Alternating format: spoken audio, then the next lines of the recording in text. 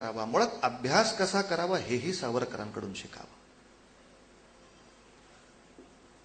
जसं स्वामी विवेकानंदांना आपल्या लोकांनी विचारलं होतं की मुसलमानांच्या धर्मांतराचं प्रचंड मोठं भूत भारताच्या मानगुटीवर बसतंय, ख्रिश्चनांच्या धर्मांतरांचं प्रचंड भूत भारताला त्रास देत आहे, अशा वेळेला हिंदूंनी काय करावं.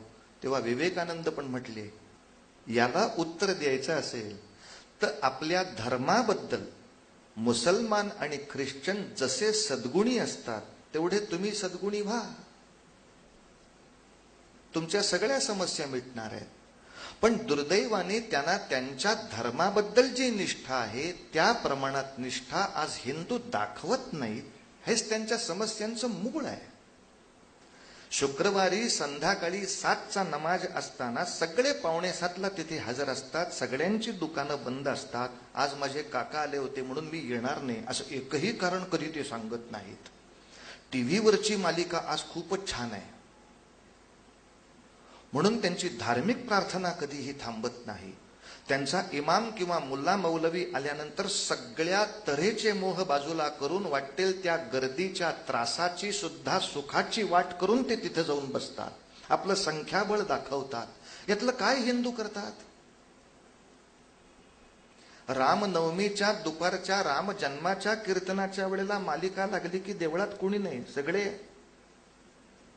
त्र्यंबक विठ्ठलासमोर बसलेले. टीव्ही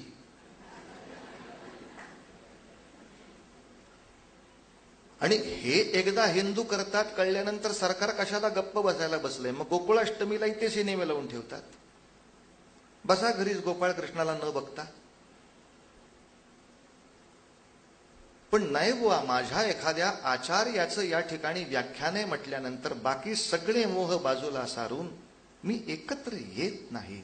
आणि याचं आणखीन एक मोठं कारण त्या काळामध्ये सावरकरांना सापडलं, ज्याच्याबद्दल फारशी चर्चा नेहमी होत नाही.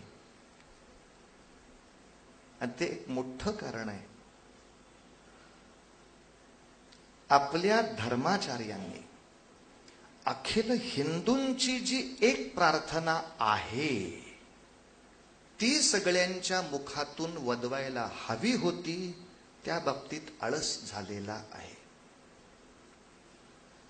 जसं मुसलमानाच्या 2 वर्षाच्या पोराला सुद्धा त्याची जी धार्मिक प्रार्थना आहे, ला इलाहा इल्लल्लाह, हा जो काही रसूल त्यांनी म्हणायचा आहे, त्याला बोलायला यायला लागलं की पहिल्यांदा हे तुला बोलता आलंच पाहिजे, कारण ही सगळ्या जगातल्या आपल्या लोकांची प्रार्थना आहे, तू म्हणच. तू मेडिकलला असलास तर हे नाही म्हटलास तर चालेल असं कधीच मुसलमान नाही म्हणत. आयटीला मुलगा असल्यामुळे हे करायला त्याला वेळ नाही असं आयटीत बसून म्हणायचं. ख्रिश्चनांची बायबलची जी प्रार्थना आहे, 3ऱ्या वर्षी पोराला बोलायला यायला लागलं, उघड पुस्तक.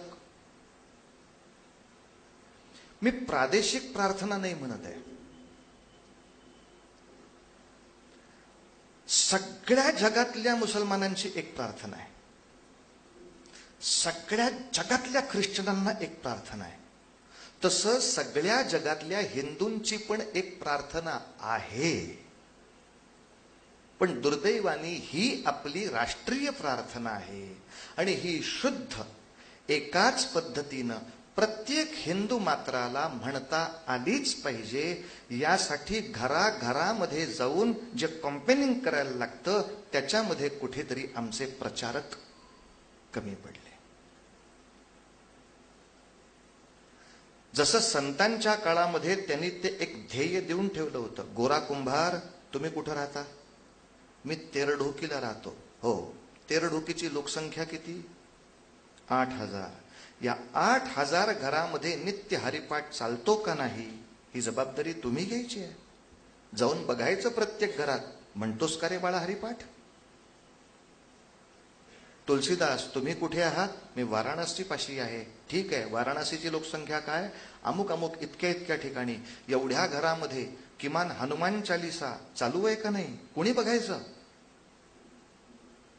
घराघरामध्ये जाऊन मी बघीन, माणसाला भेटून विचारीन, म्हणतोस का रे.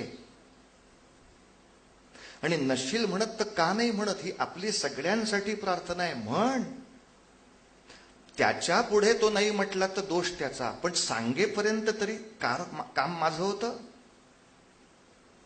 म्हणून आपल्याकडे प्रत्येक पूजेनंतर जी मंत्रपुष्पांजली म्हटली जाते ही हिंदूंची राष्ट्रीय प्रार्थना आहे. म्हणून वेद काळामध्ये किंवा उपनिषद काळामध्ये आरती हा प्रकार फारसा कुठेच नव्हता. कारण आरत्या आपण ज्या आता मराठी म्हणतो या समर्थांनी आणि इतर लोकांनी रचलेल्या आहेत. दास रामाचा वाटपा हे सदना हे रामायणात कसं म्हणणार? पण रामायणामधल्या अयोध्येमध्ये देवळं होती, पूजा होत्या, विष्णूला आरती ओवाळली जायची. म्हणजे धूप दीप या पद्धतीनं पूजाविधी महाभारतातही आहे, रामायणातही आहे, त्याच्याही आधीच्या काळात आहे. मग ते धूप दीप झाल्यानंतर सगळे काय म्हणत होते? यज्ञेन यज्ञमयजंत देवास्तानि धर्माणि प्रथमान्यासन्न.